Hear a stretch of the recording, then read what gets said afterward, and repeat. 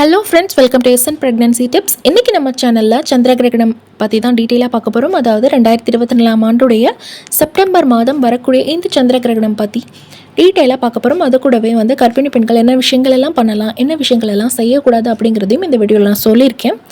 So வீடியோவை skip பண்ணாமல் பாருங்கள். வீடியோக்குள்ளே போகிறதுக்கு முன்னாடி இந்த சேனலை நீங்கள் இன்னும் சப்ஸ்கிரைப் பண்ணலாம் அப்படின்னா சப்ஸ்கிரைப் பண்ணிக்கோங்க. கூடவே பக்கத்தில் இருக்கிற பெல் பட்டனையும் கிளிக் பண்ணிக்கோங்க.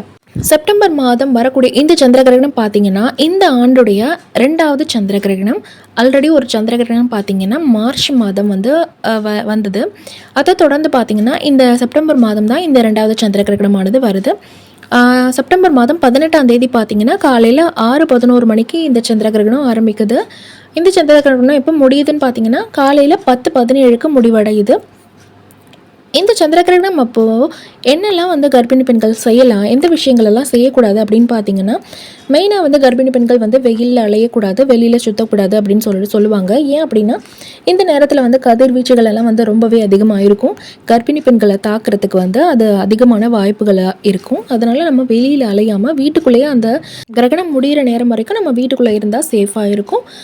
இதை தவிர்த்து பார்த்திங்கன்னா நம்ம என்ன பண்ணக்கூடாது அப்படின்னா கூர்மையான பொருட்களை அவாய்ட் பண்ணணும். நகைவெட்டி, கத்தி, கத்திரிக்கோல், அப்புறம் அருவாமனை இதெல்லாம் நம்ம யூஸ் பண்ணுறதை அவாய்ட் பண்ணிக்கணும். அந்த டைமில் பூமியுடைய ஈர்ப்பு சக்தின்னு சொல்லுவாங்களே அதில் நிறைய சேஞ்ச் இருக்கும். சில நேரங்களில் நம்ம தவறுதலாக கை காலில் கட் பண்ணிக்கிறதுக்கு வாய்ப்பு இருக்கும். அதனால் இதை அவாய்ட் பண்ணிக்கணும் அப்படின்னு சொல்லுவாங்க.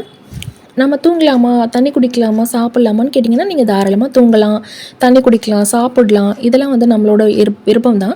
அதுவும் இல்லாமல் நம்ம கர்ப்பமாக இருக்கும்போது பார்த்திங்கன்னா இந்த விஷயங்களெல்லாம் நம்ம அவாய்ட் பண்ணக்கூடாது.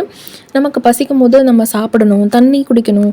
அப்புறம் நம்ம யூரின் ரிலீஸ் பண்ணணும் அப்படின்னு விரும்பினோம்னா யூரின் ரிலீஸ் பண்ணணும். அதாவது சில நேரங்களில் வீட்டுக்கு வெளிப்புறத்தில் நம்மளுடைய பாத்ரூம், டாய்லெட்லாம் கட்டி வச்சுருப்பாங்க இல்லையா, வெளியே போகிறதுக்கு பயந்துட்டு நிறைய பேர் வீட்டுக்குள்ளேயே இருந்துட்டு அதை கண்ட்ரோல் பண்ணிகிட்டு இருப்பீங்க. அந்த மாதிரி பண்ணக்கூடாது. யூரின் மோஷன்லாம் எப்போவுமே ஹோல்டு பண்ணக்கூடாது. ப்ரெக்னென்சி டைமில் கண்டிப்பாக நீங்கள் பண்ணக்கூடாது. இதெல்லாம் குழந்தைக்கு தான் பாதிப்பை ஏற்படுத்தும். அதனால் வீட்டுக்கு வெளியில் உங்களுக்கு டாய்லெட், பாத்ரூமெல்லாம் கட்டி வச்சுருந்தாங்கன்னா தாராளமாக நீங்கள் உங்களுக்கு நல்லா உங்களை மூடிக்கிட்டு, அதாவது ஏதாவது ஒரு ஷால் அல்லது ஏதாவது துணி வச்சுட்டு நல்லா போர்த்திட்டு அதுக்கப்புறமா நீங்கள் போய் யூஸ் பண்ணிவிட்டு வரலாம். மொபைல் ஃபோனு, டிவி இதெல்லாம் பார்க்காதீங்க, அவாய்ட் பண்ணிக்கோங்க. ஒரு 4.5 மணி நேரம் தான். இதை நம்ம கண்ட்ரோல் பண்ணிக்கிறதுனால நமக்கும் நம்ம பேபிக்கும் நல்லது. So TV, mobile phone, laptop இதெல்லாம் அவாய்ட் பண்ணிக்கோங்க. அந்த டைமில் டிவி கூட நீங்கள் யூஸ் பண்ணலாம். ஆனால் சுவிட்ச் எல்லாம் போடும்போது நீங்கள் கையெல்லாம் ஈரம் இல்லாமல் பார்த்துக்கோங்க. மற்றபடி நீங்கள் சாப்பிட்லாம், தூங்கலாம், தண்ணி குடிக்கலாம், குளிக்கலாம்.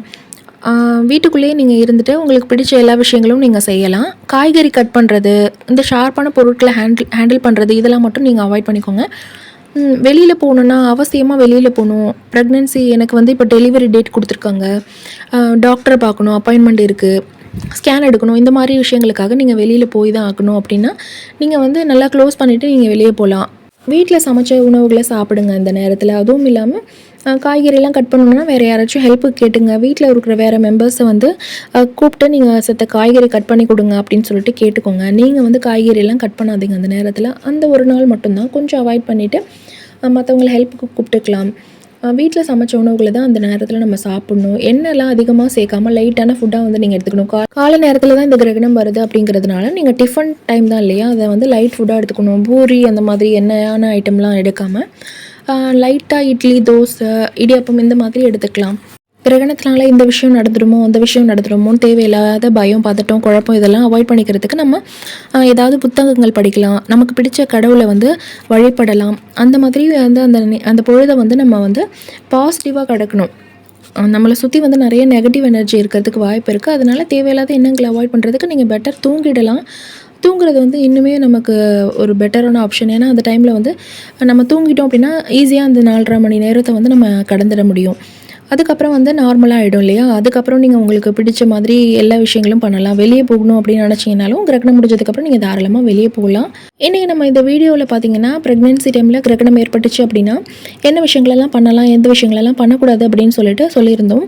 இந்த வீடியோ கண்டிப்பாக உங்களுக்கு ரொம்பவே பயனுள்ளதாக இருந்திருக்கும்.